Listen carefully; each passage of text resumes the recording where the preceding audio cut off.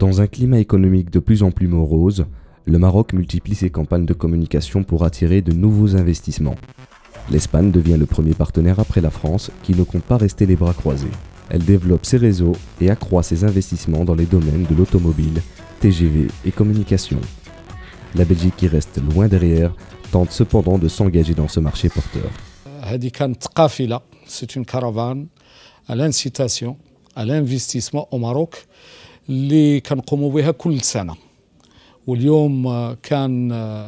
En effet, il s'agit d'une caravane destinée aux investissements au Maroc. Aujourd'hui, elle passe par Bruxelles.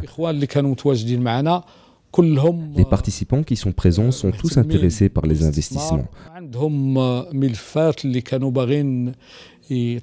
ont des dossiers qui soumettent soit à la Chambre marocaine et de commerce et de l'industrie, soit à la Banque El Amel pour les accompagner dans la réalisation de leurs projets.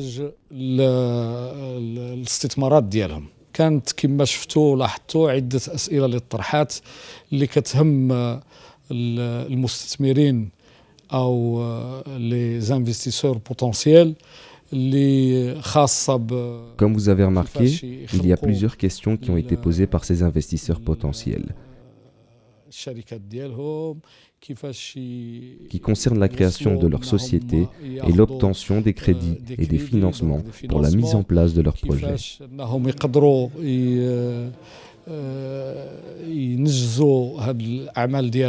À Bruxelles, la Chambre marocaine du commerce et de l'industrie a organisé une journée d'information destinée à faire connaître et encourager l'investissement au Maroc. Plusieurs opérateurs étaient de la partie, dont l'Agence marocaine du développement et de l'investissement et la Banque El Amel, une banque destinée à soutenir les investissements des Marocains de l'étranger.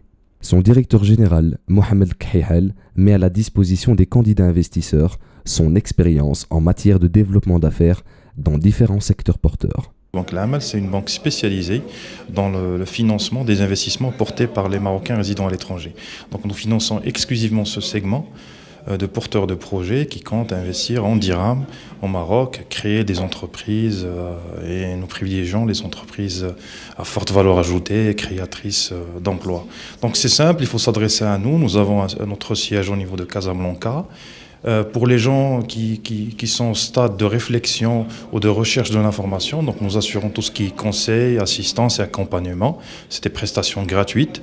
Nous les mettons en relation avec les autorités, les CRI et tous les partenaires.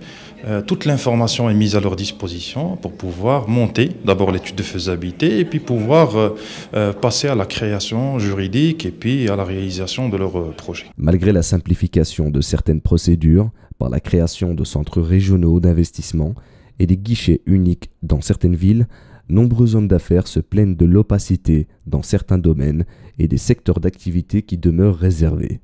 Ce n'est pas l'avis du directeur de l'Agence marocaine de développement et d'investissement. Le Maroc présente de réels avantages compétitifs. Et donc, l'offre d'infrastructures, ce sont 10 villages où le Maroc, subventionné par l'État marocain, vous venez et vous avez un seul interlocuteur qui est l'aménageur. Il a même l'autorité de vous obtenir le permis de construire une journée et il vous facilite toute votre installation. Vous savez que nous, on ne fait pas de différence entre un investisseur marocain ou un investisseur étranger. Le Maroc, c'est une terre d'opportunités. Les opportunités, elles sont là. Bien évidemment, le Maroc, il tend un peu plus la main vers les Marocains du monde. Nous avons mis en place une convention MDM.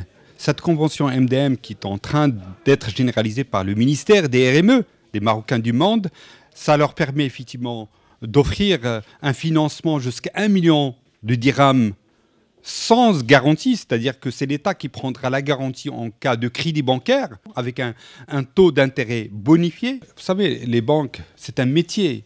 Le banquier ne fait pas du social. Le banquier est là pour gagner de l'argent, pour avoir des projets de rentabilité.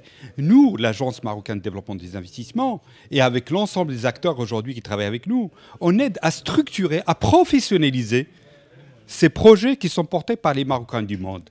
Notre priorité, nous n'avons pas les moyens d'être partout, mais notre priorité, c'est le plan émergent. C'est le secteur industriel parce que c'est lui qui crée le plus d'emplois au niveau de notre pays.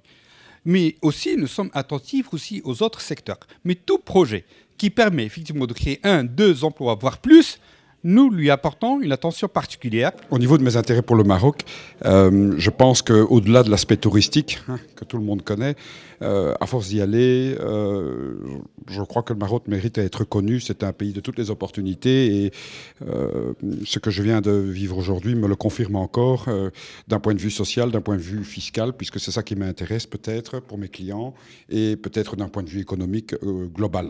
Je ne parlerai pas des avantages qu'offre le Maroc de par sa localisation, de sa culture, de sa stabilité politique. Le Maroc est aussi un pays qui est en développement, et qui dit développement, dit difficulté.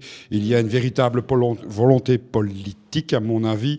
Celle-ci manque encore un peu de relais sur le terrain au niveau des instances locales et je pense que c'est un problème qui va se régulariser au fur et à mesure des investisseurs ou de l'avenir de ceux-ci ou en tout cas de la volonté politique de faire une démarche au niveau juridique, au niveau économique et rencontre avec la population locale. Voilà, je pense que ça c'est quelque chose qui est important au niveau du Maroc et je forme l'espoir que ça réussisse rapidement pour pouvoir m'y établir avec mon industrie.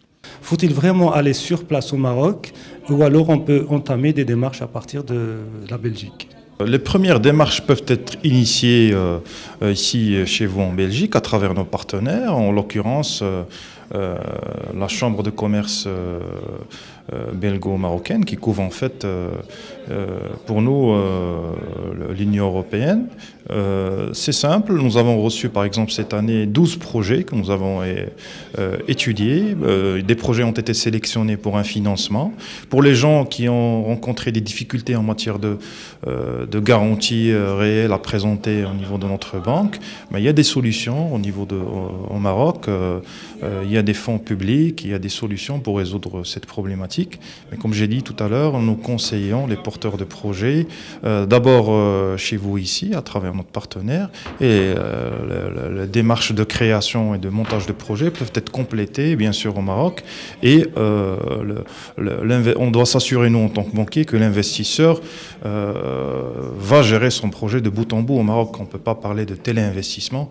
Une des conditions, c'est être présent au Maroc et pouvoir monter le projet et puis le gérer par la suite. Ce que je demande de ce côté-là, c'est de dire aux responsables qu'ils instaurent un peu de sérieux. Un peu de sérieux dans tous les domaines. Et je sais, et comme vous le savez tous, que le Maroc, elle est en plein chantier. Elle est en cours de changement. Le changement positif dans tous les domaines. Il y a tous les marchés qui sont ouverts, que je conseille donc à tous ceux qui sont intéressés au Maroc, parce que le Maroc, c'est pas la Tunisie, c'est pas l'Égypte, c'est pas la Libye, c'est même pas l'Europe. Les banques marocaines ont adopté des critères plus souples au cours des 10 dernières années et le taux d'intérêt sont plus abordables qu'auparavant. La garantie des crédits par l'État via des fonds de garantie est une opération proposée automatiquement qu'il faudrait surtout éviter.